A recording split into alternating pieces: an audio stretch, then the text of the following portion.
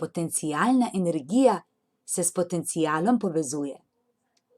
Potencial kot neka sposobnost je, ki lahko se realizira ali pa ne.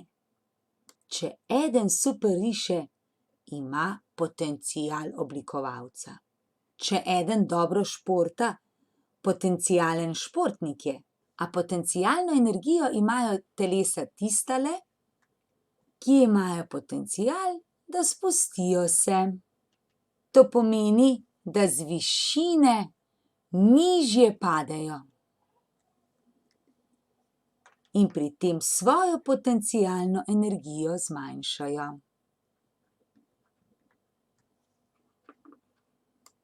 To za žogo v zraku velja, knjigo, ki na polici stoji,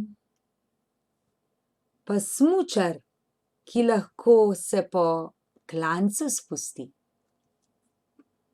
Od česa je odvisna, ugotovimo lahko, če si za začetek žogo in kozarec repe v zraku predstavljamo. Kozarec repe težek je, zato bi ob padcu veliko energije sprostilo se.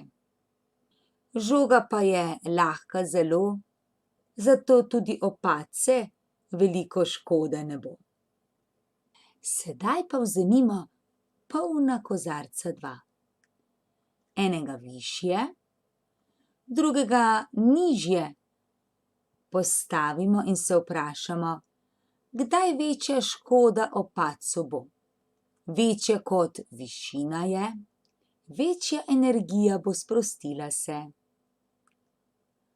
Masa in višini sta tisti količini, ki s potencialno energijo premo sorazmerni sta.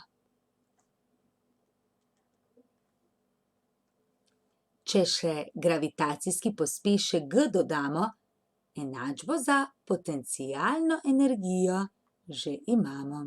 mgh je formula, ki bo potencialno energijo izračunala.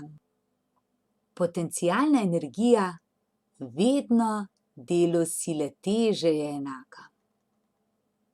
Saj telo dvigne se, če nanj deluje sila, ki sili teže nasprotna je. Ko lonček z mlekom dvignemo, silo takšno nanj delujemo, ki po svoji velikosti enaka teži je. In višje kot ga dvignemo, daljšo pot opravimo. V primeru je delo enako Fg krat H, kar je pa ravno isto kot potencialna energija.